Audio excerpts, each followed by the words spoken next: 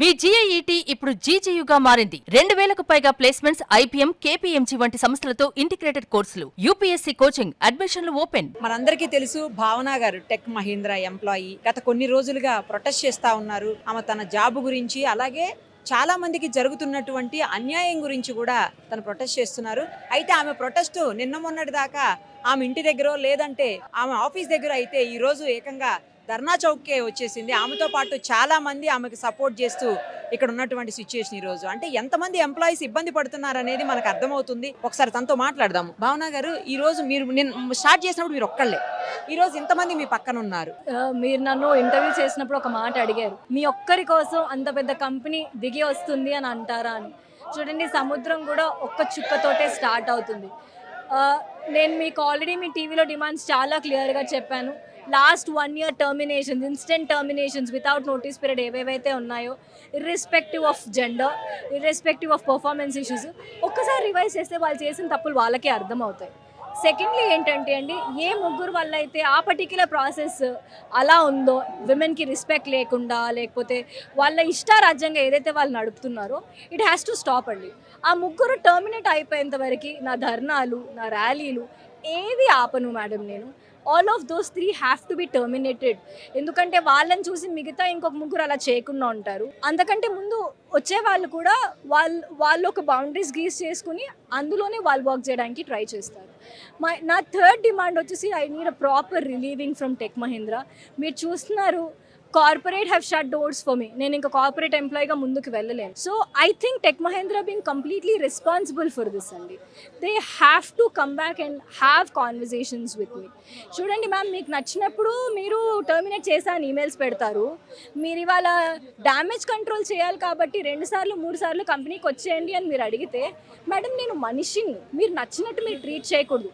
మీరు పెట్టుకున్న పాలసీస్కి మీరు రెస్పెక్ట్ చేయకపోతే మాకు కొత్త పాలసీస్ కావాలి.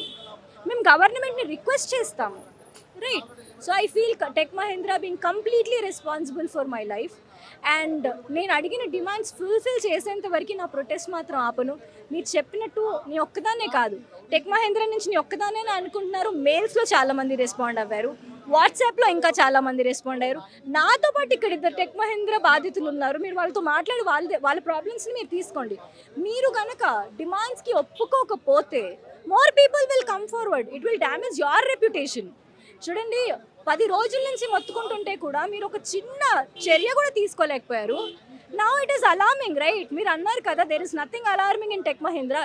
It is alarming in Tech Mahindra now. You people have to come forward to have discussions. So you can talk to these people who are pretty much from Tech Mahindra. Me problem ఏంటండి? ఎప్పుడు tech Mahindra నుంచి బయటకు వచ్చారు? ఇప్పుడే ఎందుకు ప్రొటెస్ట్కి వచ్చారు? నా పేరు కెవిన్ అండి. నేను లాస్ట్ ఇయర్ టెక్ మహీంద్రా నుంచి బయటకు వచ్చాను. ఇప్పుడు రావడానికి కారణం ఏంటంటే, భావన గారు బయటకు వచ్చారు, ఒక ఆడ మనిషి అయ్యింది. టెక్ మహీంద్రా బయట రోడ్డు మీద కూర్చున్నారు ఎంతో ధైర్యంగా, ఝాన్సీ లక్ష్మీబాయి లాగా. సో నేను యాక్చువల్గా ఇన్ని రోజులు బయటకు రావకపోవడానికి కారణం ఏంటంటే, నెక్స్ట్ కంపెనీకి ప్రాబ్లం అవుతుంది, వాళ్ళు బ్యాక్గ్రౌండ్ వెరిఫికేషన్లో నెగిటివ్ రిమార్క్ ఇస్తారు అని చెప్పేసి నేను ఇంతకాలం రాలేదు. బట్ ఆవిడ వీడియో చూడగానే ఇమీడియట్గా నేను ఆవిడని కాంటాక్ట్ అయ్యి, మన ఇద్దరం అంటే అందరం ఎవరైతే బాధితులు ఉన్నారో కార్పొరేట్ ఎంప్లాయీస్ అందరం కలిసి ఒక యూనియన్ పెడదామని చెప్పేసి మేము ఒక ఇది పెట్టాము. అండ్ యూనియన్లో చాలామంది రెస్పాన్స్ బాగా వచ్చింది. ఒక 3 లక్షల పైన మంది చూశారు. చాలామంది మాకు కూడా ఇలాగే జరిగింది, మమ్మల్ని కూడా ఇలాగే తీసేశారు అంటున్నారు. నాకు వచ్చేసి నా పర్సనల్ రీజన్ వచ్చేసండి, నేను రిజైన్ చేయమంటే రిజైన్ చేయనని చెప్పేసరికి గెస్ట్ హౌస్లో ఫుడ్ తిన్నానని చెప్పేసి ఒక సిల్లీ రీజన్ పెట్టి నన్ను తీసేశారండి. అంటే ప్రాజెక్ట్లోంచి తీసేశారు. ప్రాజెక్ట్లోంచి తీసేసి బెంచ్ మీద పెట్టారు. బెంచ్ మీద పెట్టిన తర్వాత పర్ఫార్మెన్స్ ఇంప్రూవ్మెంట్ ప్లాన్ అని ఒకటి ఉంటుంది. అసలు పర్ఫార్మెన్స్ ఇంప్రూవ్మెంట్ ప్లాన్లో పెట్టకుండా నన్ను ఇమీడియట్గా రిజైన్ చేయమని చెప్పారు. హెచ్ఆర్లు ఎట్లా ఉంటారంటే, వాళ్ళ రూమ్లోకి రమ్మంటారు, మన మొబైల్ ఫోన్స్ లాగేసుకుంటారు, తేవద్దని చెప్తారు, ల్యాప్టాప్ ఓపెన్ చేసి ఇట్లా రిజగ్నేషన్ పెట్టే అంటారు. రిజగ్నేషన్ పెట్టకపోతే మీకు క్లీన్ ఎగ్జిట్ అనేది ఇవ్వము, మీరు రేపొద్దున వేరే కంపెనీకి వెళ్తే చాలా ప్రాబ్లం అవుతుంది అని చెప్పి. ఇది ఒక్క కంపెనీయే కాదండి, చాలా కంపెనీస్ ఉన్నాయి. ఐటీసీ ఇన్ఫోటెక్ కానీ, లేకపోతే వేరే కంపెనీస్, ప్రీవియస్ కంపెనీస్లో కూడా ఇట్లా జరిగింది. అలాగే మన హరీష్ గారు కూడా ఉన్నారు టెక్ మహీంద్రా నుంచి, ఆయన కూడా ప్రాబ్లం ఉంది. నా డిమాండ్, నా జాబ్ కావాలండి యాక్చువల్గా నాకు. ఎందుకంటే ఐటీ ఎంప్లాయీస్కి పర్సనల్ లోన్స్ ఉంటాయి, క్రెడిట్ కార్డ్స్ ఉంటాయి, తర్వాత హోమ్ లోన్స్ ఉంటాయి, కార్ లోన్స్ ఉంటాయి. మాకు ఇప్పుడు బ్యాంక్ రికవరీ ఏజెంట్స్ యాక్చువల్గా ఇంటికి వస్తున్నారు. నేను అదే వాళ్ళకి రాశాను. యాక్చువల్గా వాళ్ళు నాకు ఇవ్వాల్సిన ప్యాకేజ్ వచ్చేసి 37 lakhs per annum. నాకు మంత్లీ 2 lakhs పైన వస్తుంది శాలరీ, నెట్ శాలరీ. సో అయితే వాళ్ళు కావాలని చెప్పేసి టైం షీట్ అప్రూవల్ చేయకుండా ఓన్లీ 50,000 ఇవ్వడము అట్లా చేశారు అనమాట. సో అది నా ప్రాబ్లము. నాకు జాబ్ కావాలి. నాకు ఇప్పుడు నేను జాబ్లెస్ ఉన్నాను. నేను యాక్చువల్గా లా అండ్ జర్నలిజం చేస్తున్నాను ఇప్పుడు. సో ఇట్లాంటి ఈ అన్యాయం జరుగుతుంది కాబట్టి నేను యాక్చువల్గా దీని గురించి ఫైట్ చేయడానికి నేను చేస్తున్నాను. మీ పేరేంటి, మీరు ఎందుకు ఇవాళ రావాల్సి వచ్చింది, ఎప్పుడు మీ ప్రాబ్లం స్టార్ట్ అయింది, అసలు ఎక్కడ స్టార్ట్ అయింది, ఎలా స్టార్ట్ అయింది? నమస్కారం సుమన్ గారు, అందరికీ నమస్కారాలు. నా పేరు పివి హరీష్ అండి. నేను టెక్ మహీంద్రాలో ఓవరాల్ ఎక్స్పీరియన్స్ 23 years ఉందండి అప్రాక్సిమేట్లీ. అందులో 2012 నుంచి 20 వరకు నేను టెక్ మహీంద్రాలో చేశాను. ఆల్మోస్ట్ 8 సంవత్సరాలు చేశాను. ఆ 8 సంవత్సరాల కెరియర్లో ఎంతోమంది మేనేజర్లు, అంటే డిఫరెంట్ ప్రాజెక్ట్స్, టెక్ మహీంద్రా అనేది ఒక సర్వీస్ ఓరియంటెడ్ కంపెనీ అండి. సో చిన్న ప్రాజెక్టులు వస్తూ ఉంటాయి. వాటిని ఎగ్జిక్యూట్ చేస్తున్న టైంలో మేము పర్ఫామ్ చేసినా కానీ ఒక పర్సనల్ గ్రస్తో ఉన్నటువంటి మేనేజ్మెంట్ మనకి లో రేటింగ్ ఇస్తూ ఉంటారనమాట. దాన్ని ప్రొటెస్ట్ చేశాను. నేను 2012లో చేశాను, 14లో చేశాను. తర్వాత దాన్ని మనకి ప్రాజెక్ట్ రాకుండా చేస్తారు. కానీ అప్పుడు ఉన్నటువంటి సిచ్యువేషన్స్ బట్టి వేరే ప్రాజెక్ట్స్ని తెచ్చుకుని నేను సర్వైవ్ అవ్వగలిగాను. కానీ 2020లో ఒక విజిల్ బ్లో చేశానండి. ఒక మేనేజర్ చాలా అరాచకంగా బిహేవ్ చేస్తున్నాడు. ఒక కడుపుతో ఉన్నటువంటి మహిళ పరిగెత్తుకుంటూ వచ్చి జారిపడపోతే నేను దాన్ని అపోజ్ చేశాను అనమాట. మెట్లెక్కి 5 నిమిషాలు లేట్ అయింది, నీవు 9 మీటింగ్లో ఉండాలి, 9:30 మీటింగ్లో ఉండాలని అంటే పరిగెత్తుకుంటూ వచ్చేటప్పటికి జారిపడింది చూసి నేను విజిల్ బ్లో రైజ్ చేస్తే దాని మీద నాకు యాక్షన్ తీసుకుని నన్ను ప్రాజెక్టులను తీసేసి పక్కన పెట్టారండి, అలాంటివంటి మేనేజర్ మీద. సో అప్పుడు అదే పక్కన పెట్టారు కదా అని చెప్పి బెంచ్ టైం అయిపోయిందని చెప్పి ఫోర్స్ఫుల్గా రిజైన్ చేశారు. అప్పట్లో వేరే ఉద్యోగాలు వచ్చాయి కాబట్టి మేము చేయగలిగాను. కానీ 2020లో తిరిగి మళ్ళీ మంచి నా పర్ఫార్మెన్స్ బేస్ చేసుకుని మళ్ళీ నేను 2023లో జాయిన్ అయ్యానండి. ఇలా జరిగినప్పుడుగా ఎన్నో ప్రాజెక్టులని, మునిగిపోతున్నటువంటి ప్రాజెక్టులు నేను పైకి తీసుకొచ్చానండి. మా టెక్నాలజీని యూస్ చేసుకుని ఎన్నో మునిగిపోతున్న ప్రాజెక్టులను పైకి తీసుకొచ్చి మేనేజర్ నువ్వు దేవుడనని ఒక చోట నుంచి ఇంకో చోటికి పంపించి నన్ను జపాన్ పంపించారు ప్రాజెక్ట్ తీసుకురావడానికి. నేను జపాన్ నుంచి ప్రాజెక్ట్స్ తీసుకొచ్చాను, జర్మనీ పంపించారు, అక్కడ నుంచి కూడా నేను ప్రాజెక్ట్స్ తీసుకొచ్చాను. చాలా వరకు సస్టైన్ చేసినా కానీ ఒక మేనేజరు ఒక మీటింగ్లో హార్ష్గా బిహేవ్ చేశాడు. ఒక మేనేజర్ హార్ష్గా బిహేవ్ చేశారని అలా ఎలా మాట్లాడతారు అని చెప్పి నేను గట్టిగా మాట్లాడినందుకు ప్రాజెక్టులను తీసి పక్కన పెట్టేశారు. అది పర్సనల్గా ఆయన ఏంటంటే ఒక సుపీరియర్ పొజిషన్లో ఉన్నారు, ఆయన కింద ఎంతోమంది చిన్న మేనేజర్లు ఉన్నారు. సో ఆయన ఫోర్సబుల్ తోటి మాకు ఎటువంటి ప్రాజెక్టులు రాకుండా చేశారు.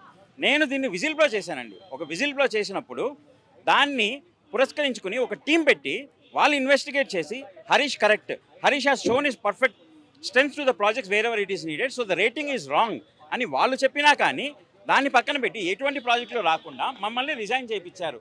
ఒక రూమ్లో కూర్చోబెట్టి మొబైల్ పక్కన పెట్టి, లేదు మీకు ఎటువంటి ప్రాజెక్టులు రావట్లేదు, మీరు కంపల్సరీగా రిజైన్ చేయాలి, లేదా తను అన్నట్టుగా మీకు టర్మినేషన్ లెటర్ ఇస్తాము, దానివల్ల మీకు ఎటువంటి జాబ్స్ రావు, మీ కెరియర్ నాశనం అయిపోతుంది అని ఒక రూమ్లో బౌన్సర్లు మాత్రమే లేరు కానీ భయంకరమైన ఎన్విరాన్మెంట్ని క్రియేట్ చేస్తారు.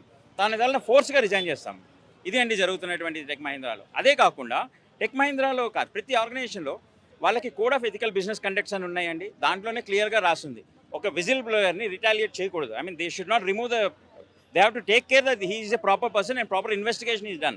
When investigation is properly done and it is being proved that I am correct, but still they have taken me a forced resignation. So it is a constructive dismissal process what the people are doing it. ఇలాంటి conditions tech మహీంద్రాలో చాలా జరుగుతున్నాయండి. ఒకానొక టైంలో అందరూ నోరు తెరవలేరు, ఎందుకంటే వాళ్ళ కెరియర్ ప్రాబ్లం అయిపోతుందేమో అన్న భయంతో ఉంటారు. కాబట్టి వాళ్ళందరికీ స్ఫూర్తినిస్తూ మేము ఇప్పుడు మా అందరికీ ఒక స్ఫూర్తిదాయకంగా వచ్చినటువంటి భావన గారు, నిజంగా తను ఒక ఝాన్సీ లక్ష్మీరావుగా వచ్చారు, తనకి సపోర్ట్ చేస్తూ మేము కూడా వస్తున్నాము. ఇలాంటివి నేను టెక్ మహీంద్రాని రిక్వెస్ట్ చేసేది ఏంటంటే ప్రాబ్లీ మేబీ సిఐడిఓ, సిబిఐ లాంటి టీములు లాంటివి ఎస్టాబ్లిష్ చేయాల్సి వస్తుందేమో టెక్ మహీంద్రా మేనేజ్మెంట్ ఫోర్సుల కోసం. వాళ్ళల్లో ఇంటర్నల్గా ఉన్నటువంటి ప్యానెల్స్ని కూడా వాళ్ళు పట్టించుకోకుండా ఉన్నారు. సో ప్రాపర్ ఇన్వెస్టిగేషన్ ప్యానెల్ని పెట్టి, అందరూ మేనేజర్లు తప్పు కాదండి, ఎందుకంటే నేను 8 ఏళ్ళు చేశానంటే ఎంతోమంది మేనేజర్లు ఉన్నారు. ఆ తర్వాత మళ్ళీ జాయిన్ అయ్యానంటే కంపెనీలో ఉన్నటువంటి పవర్స్ని మనం కంపెనీ ఉన్నటువంటి అంటే మన దేశాన్ని ఉన్నత స్థాయికి తీసుకెళ్తున్నాడు అన్న సపోర్ట్తోనే మేము టెక్నికల్గా సపోర్ట్ చేస్తున్నాం. ఇప్పుడు ప్రస్తుతానికి జాబ్ లేదండి, 3 నెలలు అయింది నాకు. నన్ను ఫోర్స్ఫుల్గా రిజైన్ చేయించి ఇప్పుడు ఎటువంటి జాబ్ లేకుండా మేము ఉన్నామండి. సో ఇది పరిస్థితి మాది ఉందండి. సో నేను చెప్పేది ఏంటంటే ఈ Tech Mahindra take me back, I can do my elan contributions, I have a proven track record, I can say that I can do the best to the organisation. So please be taking ఒక investigation team పెట్టండి, మేము చెప్పిన వాటిలో ఏమైనా తప్పులు ఉన్నాయనంటే చూడండి. So we're ready to support with you.